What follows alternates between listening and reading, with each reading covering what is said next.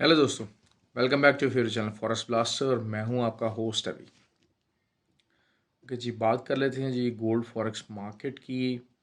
तो एक मिक्स दिन रहा, बहुत ज़्यादा वॉलेटिलिटी नहीं रही, लेकिन ये है कि बहुत सारी जो हमारे टारगेट्स थे वो हमने हिट किए।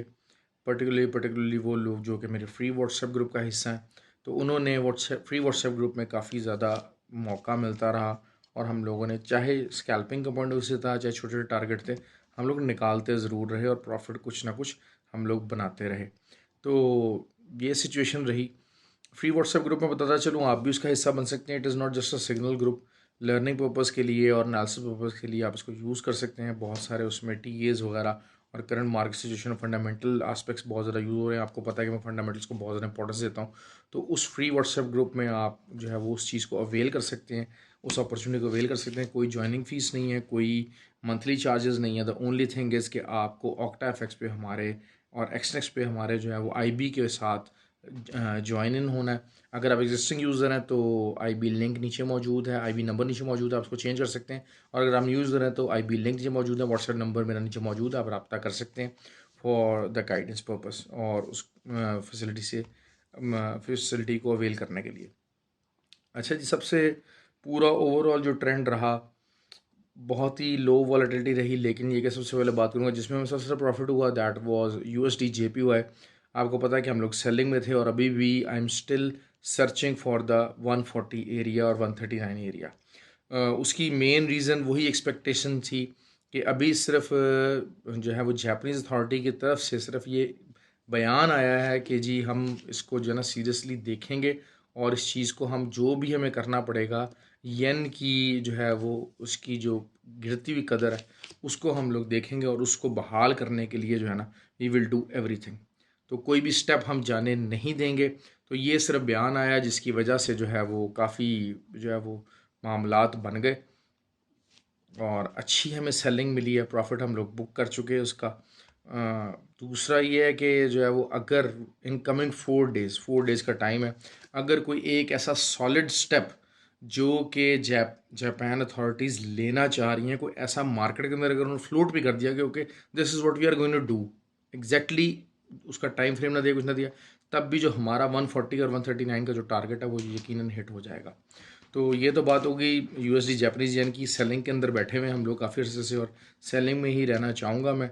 ये चीज़ मैंने आपको बता दी है अपनी, जो है अगर ऊपर भी जाता है तो दोबारा से लेयरिंग कर लें, दोबारा से सेलिंग बना लीजिए। 145 की तरफ, डबल टॉप की तरफ चांसेस जा रहे हैं। और अगर दोबारा आपको 144.4 और इधर मिलता है जस्ट इन केस, तो फिर आप दोबारा वहाँ से सेलिंग उठाइएगा, इंशाल्लाह अच्छा प्रॉफिट रहेगा। यूरो की बात कर लेते हैं। यूरो का जो है वो आज उनकी स्पीच थी और उन्होंने कहा कि जी हाँ जी हम, क्योंकि देखें यूरो का बेसिकली 1999 के बाद 75 बेस पॉइंट इंक्रीज़ हुआ है फर्स्ट टाइम। तो बेसिकली यूरो जोन ने अभी फर्स्ट टाइम एग्रेसिव जोन लिया, लेकिन उन्होंने कह दिया था कि जी हाँ जी हम दोबारा से जो है वो एक और रेट हाइक को देखेंगे। उस चीज़ ने भी जो है वो यूरो को बुलिश किया। और मैंने आपको जिस तरह से बताया था कि जी यहाँ से बाइंग कीजिएगा, ऑल्दो कि 50-60 पिप्स ही का प्रॉफिट आया, लेकिन वही बात है कि लो वॉलेटिलिटी डे के अंदर और इंट्रा डे के अंदर अगर आपको यूरो जैसा एक जो कि ठंडी कमोडिटी है ज़्यादातर, उसमें मोस्ट ऑफ टाइम ज़्यादा मूवमेंट नहीं होती, और आज जैसा कि दिन था जिसमें वैसे ही मूवमेंट बहुत कम थी, तो जो है वो एक 50-60 पिप्स it's a good profit. USD JPY का मैंने बताया था आपको कि प्रॉफिट जो है वो ऑन द हायर साइड रहेगा, अपना हायर साइड के ऊपर ही रहा।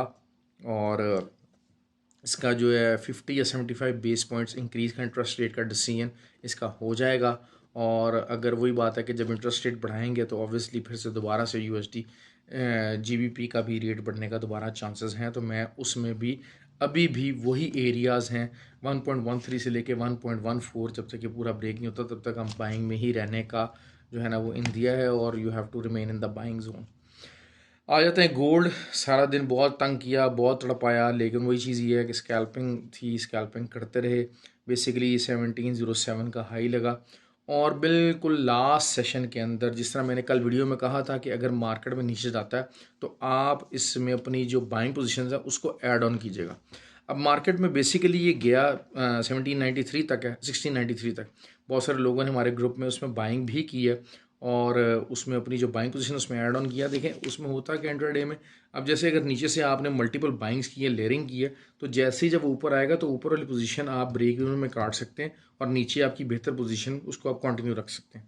तो that is how you manage your portfolio, manage the layering. और जो है वो इस टाइम बहरहाल जिन्होंने लेयरिंग किया वो प्रॉफिट में ही हैं, दिन के टाइम भी प्रॉफिट कमाया। अच्छा, अब ये जो मूव नीचे की तरफ आया है, अगर इसको आप देखते हैं ना, तो मैं इसमें बताता चलूँ कि इसके अंदर वॉल्यूम नहीं है।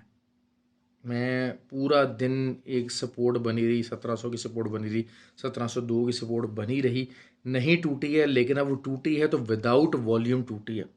तो दैट इज़ समथिंग वेरी, इस तरह की इंडिकेशन है कि शायद जो है सेलर्स को बीच में फंसाया जा रहा है, इंगेज किया जा रहा है, क्योंकि ये एरिया जो है बाइंग एरिया है। अगर आप 4 आवर का चार्ट देखते हैं तो बिल्कुल साथ साथ अगर आप देखें तो थर्ड टाइम ये इस एरिया को रीटेस्ट कर रहा है 4 आवर चार्ट के ऊपर, और यहाँ से 2 दफ़ा पहले मार्केट उठ चुकी है। और अगर इंट्राडे को देखते हैं तो शायद ये 1680 से लेके 1690 का जो एरिया, यहाँ 4 दफ़ा, फोर्थ टाइम मार्केट आई है, 3 दफ़ा पहले भी यहाँ से अच्छा बाउंस ले चुकी है। तो that is I am still hoping for कि जी यहाँ से एक अच्छा बाउंस मिलेगा। और ये एरिया बाइंग, हर हाल में बाइंग एरिया है। और अगर वही बात है कि सपोर्ट है वो नहीं टूटती तो ना टूटे, हमने इस सपोर्ट को राइड करना है। This is how we have to look into these things. और बहुत ही इंपॉर्टेंट डाटा है, यूएसए का बहुत इंपॉर्टेंट डाटा है, हाई इम्पैक्ट डाटा है। क्यों? क्योंकि this will give you the indication of recession, कि क्या वाकई ही जो aggressive rate hike policy Federal Reserve ने अडॉप्ट की है उसकी वजह से यूएस मार्केट क्या रिसेशन की तरफ जा रही है कि नहीं जा रही।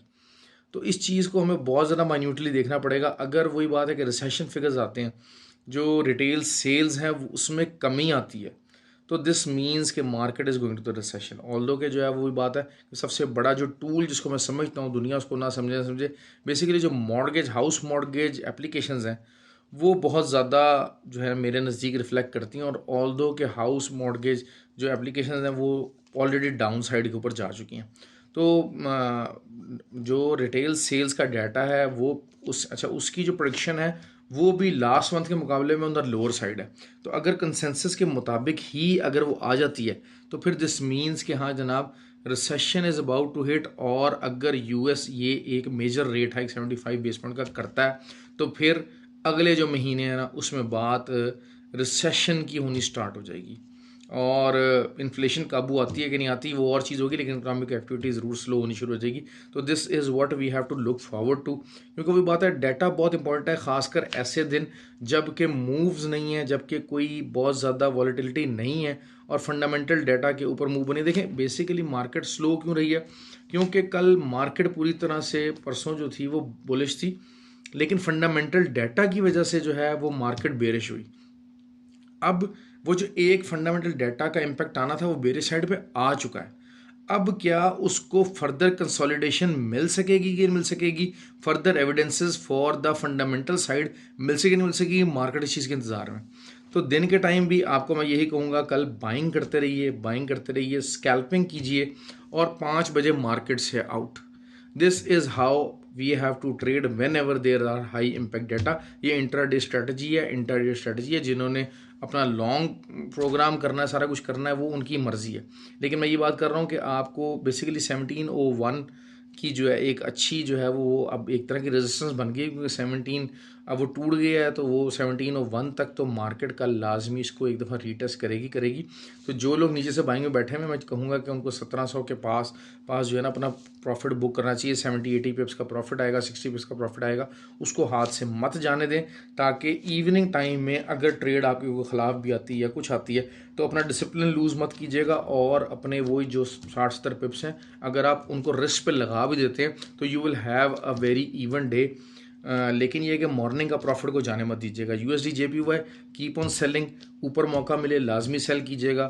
इंशाल्लाह आने वाले दिनों में हम इसको 139 और 140 के एरियाज़ में देखेंगे। इसको लंबा भी होल्ड किया जा सकता है। यूरो जो है जितना मर्जी से चला जाए, मैं बता रहा हूँ आपको बात कि 0.986 तक जितनी भी है बाइंग की लेयरिंग करें, सारी निकल जाएगी। पहले भी मैंने इस तरह से बाइंग की लेयरिंग करवाई थी और मार्केट उस टाइम पे 1.019 तक गई थी ऑल्दो कि मेरा 1.02 का टारगेट था, बिल्कुल 1.01905 तक गई थी, लेकिन ये कि बहुत अच्छा प्रॉफिट रहा था। जितनी भी हम लोगों ने उसको लॉन्ग टर्म लेयरिंग की हुई थी सारी प्रॉफिट में निकली। तो same is the condition again with the euro right now, क्योंकि शायद कमिंग डेज़ के अंदर फेडरल रिजर्व का एक बहुत ज़्यादा जो एग्रेसिव मोड है that is just on the 21st के बाद फेडरल रिजर्व के पास एक बहुत ज़्यादा एग्रेसिव जो मोड है और बहुत ज़्यादा हॉकिश मोड है, वो उसको अडॉप्ट करना बहुत मुश्किल होगा, बहुत मुश्किल होगा। It will be very disasters basically for the US. अच्छा, ऑयल की बात कर लेते हैं। ऑयल मैंने 2 दफ़ा वहाँ पर सेलिंग हुई।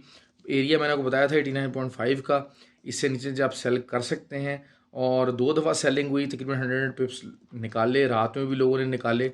बहुत सारे लोग जल्दबाजी करके जो है, जिन्होंने कोई 87 या 86 से ही जो है सेलिंग स्टार्ट कर दी, 87.5 के एरिया से, 88 के एरिया से वो फंसे रहे। बार 88 वाले तो निकल गए। लेकिन ये कि ये चीज़ होती है कि हमेशा जो है पेशेंस जो होता है वो आपको हमेशा जो है ना जितवाएगा। इस मार्केट में पेशेंस बहुत ज़रूरी है। बहुत सारे लोगों ने मुझसे रात पूछा कि जनाब सर हमने 1703 के ऊपर की हुई है, बाइंग की हुई है। तो मैंने कहा रात आप निकल जाएं, आपको 96-97 का एरिया मिल जाएगा। और उन लोगों ने 96-97 के एरिया से बाइंग की और उससे वो अच्छा प्रॉफिट कमाया। तो patience is always the key. तो मैंने आपको रेंज बता दी है, ये रेंज लगनी ही लगनी है, लग जाती है, नहीं लगेगी आज लगेगी कल लग जाएगी। बस कीप योर पोर्टफोलियो सेफ। मैं बहुत ज़्यादा एग्रेसिव ट्रेडिंग की बात नहीं करता, लेकिन ये बात होती है कि जब एग्रेसिव होना है तब आपको एग्रेसिव भी होना चाहिए। मॉर्निंग का सेशन आपको एग्रेशन दे सकता है, सुबह 5 बजे तक बेसिकली बहुत हाई इम्पैक्ट डाटा आना है कल। अगर आप अच्छा, दूसरा ये कि जो है वो अनूप भाई हैं हमारे, उनकी जो है वो कॉल चली हुई है यूएसडी और ऑस्ट्रेलियन डॉलर की बाय की। तो ऑस्ट्रेलियन डॉलर का बहुत इंपॉर्टेंट डाटा मौजूद आने वाला है। न्यूजीलैंड का कल बहुत हाई इम्पैक्ट डाटा है, मतलब कल का दिन पूरा हाई इम्पैक्ट डाटा से भरा हुआ है। जापानीज येन का बहुत हाई इम्पैक्ट डाटा आने वाला है। तो it's a very very happening day tomorrow. और अगर आप अच्छे तरीके से इसमें एफर्ट करेंगे और बहुत ज़्यादा लालच नहीं करेंगे, मतलब आप किसी भी ट्रेड के अंदर जो है वो 60-70 पिप्स अगर किसी एक पेयर के अंदर निकाल लेते हैं तो that is more than enough. आप 3 से 4 पेयर अगर आप पकड़ लेते हैं, हर एक में 60-70 पिप्स निकालते हैं, तो 300-350 पिप्स अगर एक दिन के निकाल लेते हैं तो ये बहुत बड़ा ह्यूज प्रॉफिट है। इट इज़ नॉट समथिंग कि आप इसको जाने दें। तो मैं बार बार अपनी जो है लोगों की ट्रेडिंग स्किल्स और जो चीज़ों को सारा कुछ उस फ्री व्हाट्सएप ग्रुप में मॉनिटर करने की कोशिश करता हूँ, उसको समझाने की कोशिश करता हूँ, ऑर्गेनाइज करने की कोशिश करता हूँ। जब जब आप डिसिप्लिन तोड़ेंगे आप अपना नुकसान करेंगे। हाँ, अगर आपका बड़ा अकाउंट है तो आप यकीनन हैवी ट्रेड ही लगाइए। और उसमें बड़े अकाउंट के अंदर स्कैल्पिंग इज़ वेरी वेरी जो है ना फ्रूटाइल, उसको बहुत ज़्यादा एडवांटेज होता है। क्यों? क्योंकि वही बात होती है कि उसका मार्जिन बहुत बड़ा होता है। जो भी अगर आप स्कैल्पिंग करते हैं तो 1000-2000 डॉलर एक वर्थ रखता है। अगर आप 20-25 हज़ार 30 हज़ार डॉलर के अकाउंट से काम कर रहे हैं तो अगर आप जो है वो कुछ 30-40 पिप्स की स्कैल्पिंग भी कर लेते हैं और 1000-2000 डॉलर बना लेते हैं तो it's a good profit on the daily basis as well. तो ये चीज़ है, इसको ध्यान से रखिए, अपने पोर्टफोलियो के मुताबिक ट्रेड कीजिए। Have a good day. थोड़ा सा कभी कभी इंसान को अग्रेसिव होना पड़ता है, इसमें मैं ये दो राय नहीं दे रहा कि जनाब आप बिल्कुल अग्रेसिव ना हों और आप बिल्कुल ठंडे तरीके से काम करें, ऐसा नहीं है। क्योंकि वही बात है कि मार्केट जो है वो 6 दिन आपके ख़िलाफ़, 4 दिन आपके अगेंस्ट है और 6 दिन आपके हक में है। तो बचते हैं आपके पास बीच में 2 दिन। उन 2 दिन को लेकिन बहुत अच्छे तरीके से अवेल किए ताकि वो 6 दिन की कसर निकाल दें। ओके जी, ख्याल रखें अपना। Have a good day. और फीडबैक ज़रूर दीजिएगा, लाइक कीजिए, शेयर कीजिए, कमेंट कीजिए और सपोर्ट कीजिएगा।